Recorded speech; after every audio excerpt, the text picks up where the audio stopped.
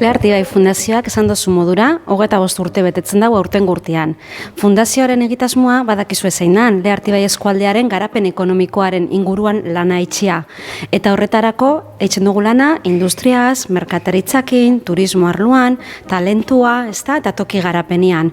Gaurkoan, industriari zuzendutako jardunaldi bat antolatu dugu eta industriarekin ospatuko dugu gure 25. urte betetzia. 50 enpresatik gora bertaratuko diraz, eskualdeko alkatiape bai etorriko diraz gaurko jardunaldi honetara, eta guk eurakin egunerokotasunean lanian gauzenean, behin da berriz ikusten dugu zelako arduratuta dagozen kanpoko merkatuetan eta geopolitikan gertatzen dirazen gauzen inguruan, ezta? Globalizazio prozesu hori behiutzen ari dela regionalizazio prozesu bat.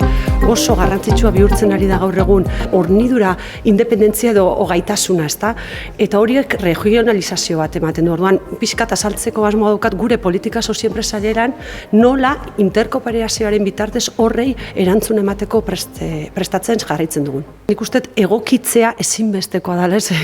Mezu bat daukagu gure politikan, Arizmendiarretan esaldi bat, bizitzaren ezaugarri ez da irautea, baizik eta berjaio eta egokitzea, ez? Eta nik uste hor egokitzu beharren gaudela batez ere gure negozioetan, eta garbi daukagu elkarrekin interkooperazioan, bai Mexikon egin gehiago gauzkakango Mexikon daukagun unibertsitatea eta hango planten interkooperazioa bultzatuz, edo Txinan dauzkagun gauzekin.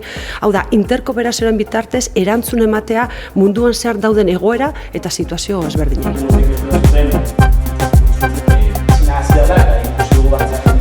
Mundu mailan, gure enpresak lehiakorrak izaten jarraitzeko, inbertitzen jarraitu behar dugula, berrikuntza egiten, ze diversifikatuta egon behar gara eta balio erantziko produktuekin, kontestu konplexu honetan, burua aurrera atera ahal izateko. Berritzaileak izango gara, baina baita ere danok batera joan behar duke. Momentu honetan behin baino gehiago, lehendakari Agirrek esaten zuen bezala, orain da momentua dano batera lanea egiteko. Industriaren pisua giltzarrizkoa da, bizikalitateko adierazleak onak izan daitezen, zenbat da industria gehiago, inbertsio gehiago, produktibidade gehiago, errentagarritasun gehiago, eta horrek bizikalitatean daukan eraginarekin, azkenean baita ere kalitatezko enpleguak sortzen direlako, eta hor, modelo kooperatiboaren arrakasta ere oso argi islatua geratzen da eskualde honetan, eta beste alde batetik, hemen topatu da bidea,